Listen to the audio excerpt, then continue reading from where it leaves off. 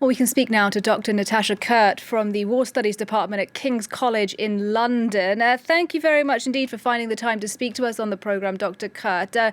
It's now a week into this war in Ukraine.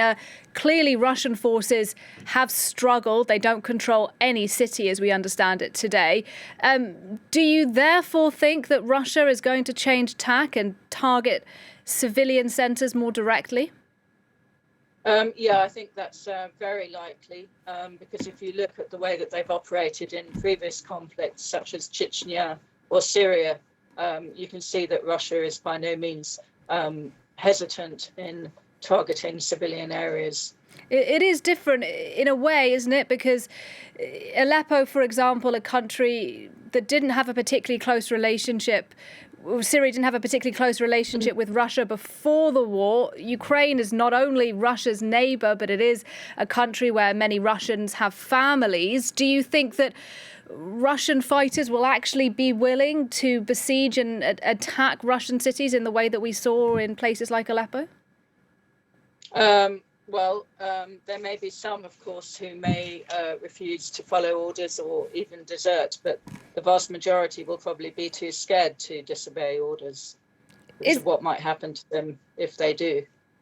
Indeed, and we've seen those images from Russia in the past few days of Russians going out into the streets to protest what is going on. But we've heard today that about 6,000 Russians have been detained doing that. Do you suspect that we will see more demonstrations in the weeks to come? Or as you suggest, actually, is it too risky for people to do that?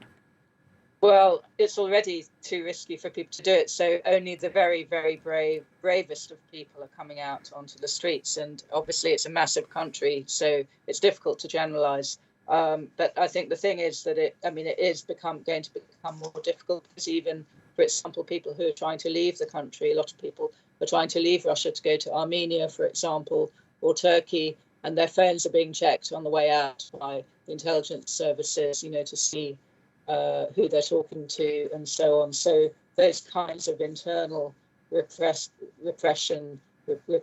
kind of measures will only increase. And if it will be hard for Russians to pressure Vladimir Putin from the street, what about within the corridors of power? Do you have a sense as to how much support Putin's plans have among the Russian military establishment? May there be any kind of pushback to his plans if they do become more aggressive and civilians are targeted in large numbers in the weeks ahead? Yeah, that's the million-dollar question. So far, it seems as though he isn't being challenged from within his inner circle. Traditionally, in terms of civil-military relations in Russia, the military will do what the politicians tell them. I think an exception was in 1993 when Yeltsin enlisted their help to storm the parliament building. But that's probably the exception rather than the rule.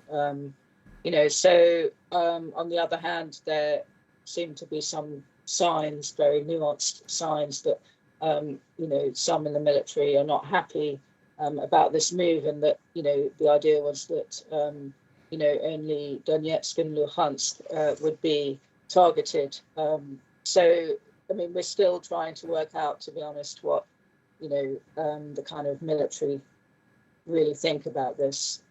So we may not know for a while about, the answer to that question, really. And another rather difficult question, if you'll forgive me, just finally, Vladimir Putin's potential endgame at this point. As we've been discussing, it doesn't sound like this war has gone particularly to plan so far. Do you think that he hopes now to occupy a part of Ukraine, to force Vladimir Zelensky from power? Where does this end in his view?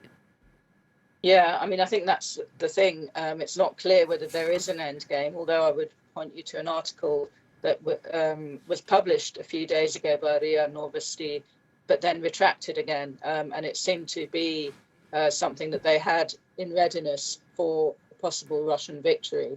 And that set out the kind of vision, if you like, of a kind of post-conflict Ukraine, with Russian victory over Ukraine. And that seemed to suggest that there'd be a kind of union of Russia, Belarus, Ukraine. essentially Ukraine being brought back into the Russian fold. So clearly a Ukraine without Zelensky. Today, I think Yanukovych was in Minsk, and there's been talk about Yanukovych being brought back, being brought in as a kind of puppet leader should there be a Russian victory. I think that would be a very strange move given his unpopularity. On the other hand, Russia doesn't really care very much about its own population. It certainly wouldn't care about winning any hearts and minds. So, that's a possible scenario. But then, any Russian occupation is obviously going to have to be without the consent of the Ukrainian people, and will only succeed with wide-scale repression, which is a kind of scenario we've seen in Chechnya. Dr. Natasha Kuhrt, thank you for your analysis. We'll have to leave it there, but thanks for your time. Thank you. Thank you.